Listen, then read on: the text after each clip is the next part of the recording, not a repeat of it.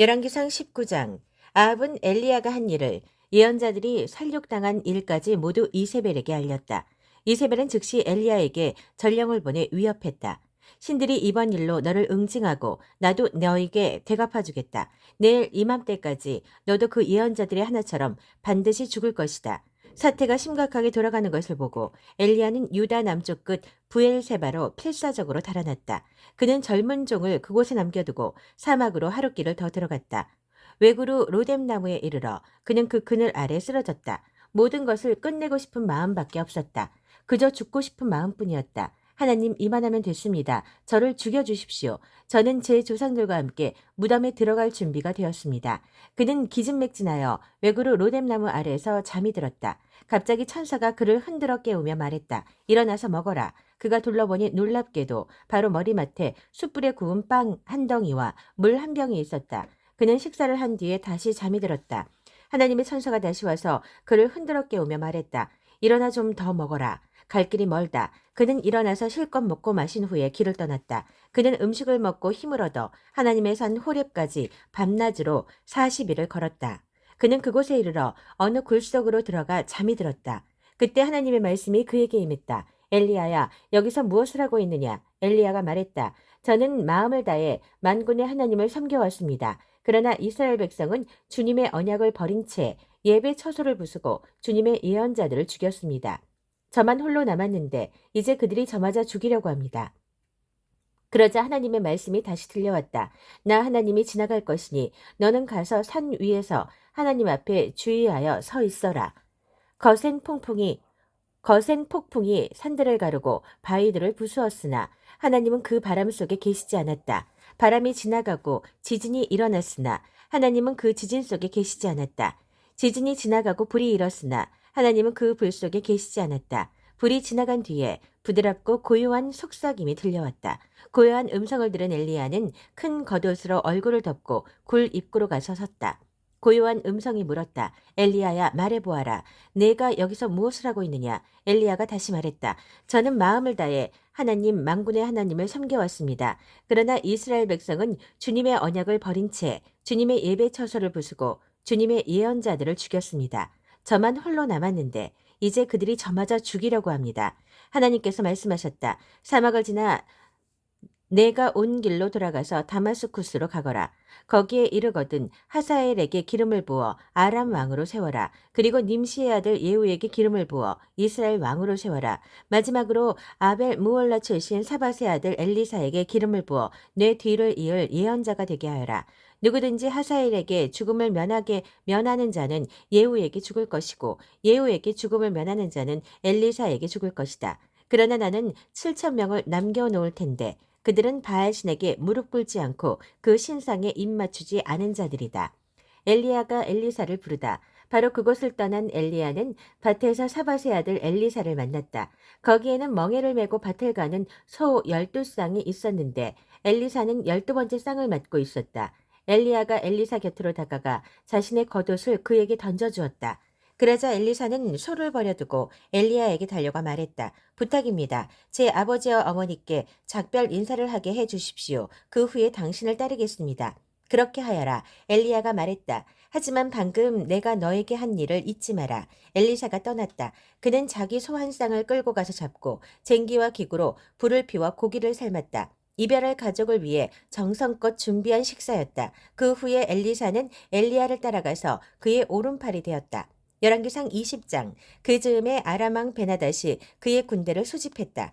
그는 추가로 지방 영주 32명을 보강했는데 모두 말과 전차를 갖추고 있었다. 그는 군대를 이끌고 나가 당장이라도 전쟁을 벌일 태세로 사마리아를 포위했다. 그리고 성 안으로 사절을 보내어 이스라엘 왕 아합 앞에 조건을 제시했다. 그대의 은과 금, 그대의 아내와 아들들 중에서 뛰어난 자들을 나 베나닷의 것으로 삼는다. 이스라엘 왕은 조건을 받아들였다. 고매하신 왕이시여, 말씀하신 대로 저와 제게 있는 모든 것이 왕의 것입니다. 그런데 사절이 다시 와서 말을 전했다. 다시 생각해보니 내가 다 갖고 싶구나. 내 은과 금 그리고 내 아내와 아들들 전부를 말이다. 모두 다 내게 넘겨라. 너에게 하루의 시간을 주겠다. 그 이후에 내 신하들이 가서 내 왕궁과 내 관리들의 집을 뒤져 그들 마음에 드는 것은 무엇이든 가져갈 것이다. 이스라엘 왕은 지파의 모든 원로들과 회의를 열었다. 그가 말했다. 어찌 이럴 수 있단 말인가? 그는 시비를 걸고 있어. 내 아내와 자식들을 전부 달라니 나를 빈털터리로 만들려는 속셈이요. 내가 이미 값을 두둑히 치르기로 했는데도 말이요. 백성의 지지를 받고 있는 원로들이 말했다. 그의 말에 굴할 것이 전혀 없습니다. 한치도 양보하지 마십시오. 그래서 이스라엘 왕은 베나닷에게 사절을 보냈다. 내 고매하신 주인에게 이렇게 전하해라. 왕께서 처음 요구한 조건에는 내가 합의했으나 이번 경우에는 그럴 생각이 전혀 없습니다. 사절이 돌아가서 그대로 보고했다. 그러자 베나닷이 다시 응수했다. 사마리아에 자네더미 외에 남는 게 있다면 신들이 내게 천벌을 내리고 또 그보다 중한 벌을 내리실 것이다.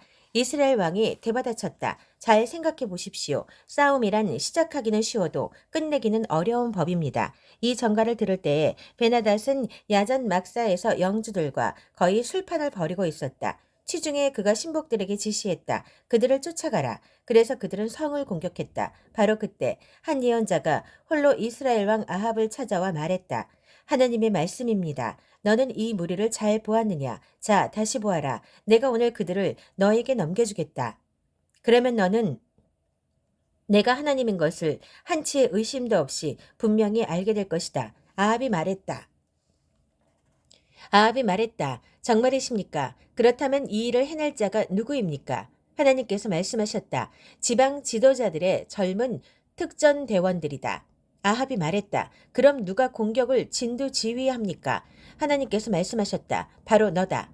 아합은 지방 지도자들의 특전대를 훑어보았다. 수가 232명이었다. 또 투입 가능한 병력을 세어보니 7,000명이었다. 정오가 되자 그들은 베나닷을 찾아 성을 나섰다. 베나닷은 연합군 영주 32명과 함께 야전 막사에서 술을 마시느라 정신이 없었다. 지방 지도자들의 특전대가 진두에 나섰다. 베나닷에게 보고가 들어왔다. 사마리아에서 군사들이 오고 있습니다. 베나닷이 말했다. 그들이 화친하러 오거든 인질로 생포하여라. 싸우러 왔더라도 똑같이 인질로 생포하여라. 특전대가 성읍 바깥으로 달려나가자 전군이 그 뒤를 따랐다. 그들은 육탄전을 벌여 베나닷의 군대에 큰 타격을 입혔다. 아람 사람들은 들판으로 흩어졌고 이스라엘은 그 뒤를 바짝 추격했다. 아람왕 베나닷도 기병들과 함께 말을 타고 도망쳤다. 이스라엘 왕은 말이나 전차할 것 없이 모두 격파했다. 아람 사람의 참패였다. 얼마 후에 그 예언자가 이스라엘 왕에게 와서 말했다. 이제 방심하면 안 됩니다. 군대를 증강하고 전투력을 점검하여 잘 대비하십시오. 한 해가 지나기 전에 아람 왕이 다시 쳐들어올 것입니다. 한편 아람 왕의 참모들이 말했다. 그들의 신은 산의 신입니다. 산에서는 우리에게 승산이 없습니다. 그러니 평지에서 붙어야 합니다. 평지라면 우리가 유리합니다. 전략은 이렇습니다. 각 영주를 지도자 자리에서 빼고 노련한 지휘관으로 대체하십시오. 그리고 지난번에 탈주한 군대 규모에 맞먹는 전투 부대를 징집하되 말은 말대로 전차는 전체대로 보충하십시오. 그런 다음 평지에서 싸우면 틀림없이 우리가 그들을 이길 것입니다. 왕은 그 말을 좋게 여겨 그들의 조언대로 했다. 새해가 되자 베나닷은 아람 군대를 다시 집결시켰고 이스라엘과 전쟁을 벌이려고 아벡으로 올라갔다. 이스라엘 군대도 싸울 준비를 하고 출정하여 아람 군대와 마주쳤다. 그들은 아람 앞에서 두 진으로 전투 대형을 이루었는데 마치 두 염소떼 같았다. 평지는 아람 사람들로 들끓고 있었다. 바로 그때 거룩한 사람이 이스라엘 왕에게 다가와 말했다. 이것은 하나님의 말씀입니다. 아람 사람이 말하기를 하나님은 산의 신이지 골짜기의 신은 아니다라고 했으니 내가 이 큰 무리의 군대를 너에게 넘겨주겠다. 그러면 너는 내가 하나님인 것을 알게 될 것이다. 양쪽 군대는 7일 동안 대치 상태로 있었다. 7일째 되던 날에 전투가 벌어졌다. 이스라엘 사람들은 하루 만에 아람 보병 10만 명을 죽였다. 나머지 군대는 필사적으로 달아나 아벡성으로 돌아갔으나 생존자 2만 7천 명 위로 성벽이 무너졌다. 베나닷은 성 안으로 피하여 골방에 숨었다. 그러자 참모들이 그에게 말했다.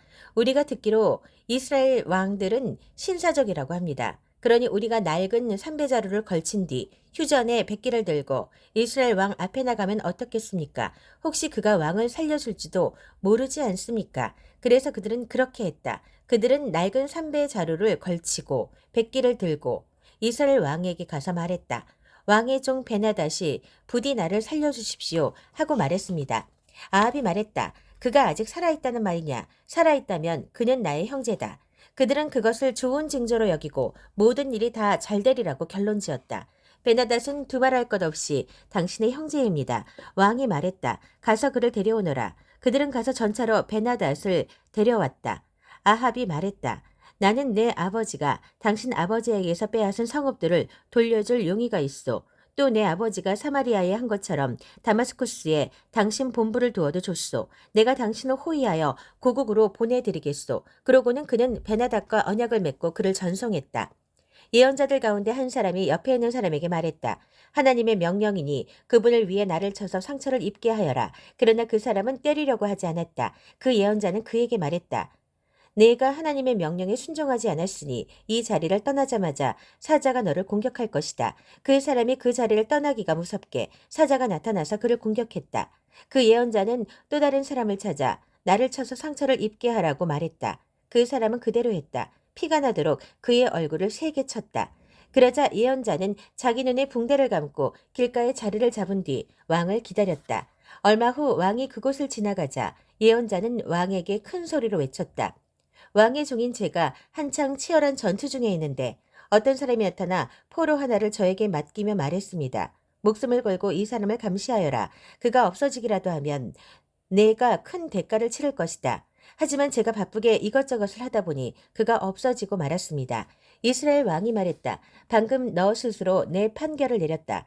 그러자 그 예언자가 눈에 감은 붕대를 풀었다. 그제야 왕은 그가 누구인지 알아보았다. 그는 예언자들 가운데 하나였다. 그 예언자가 왕에게 말했다. 하나님의 말씀입니다. 하나님께 형벌을 선고받은 사람을 내가 놓아주었으니 이제 내 목숨이 그의 목숨을 내 백성이 그의 백성을 대신할 것이다. 이스라엘 왕은 언짢아 하며 왕궁으로 돌아갔다. 그는 아주 침울한 기분으로 사마리아에 도착했다.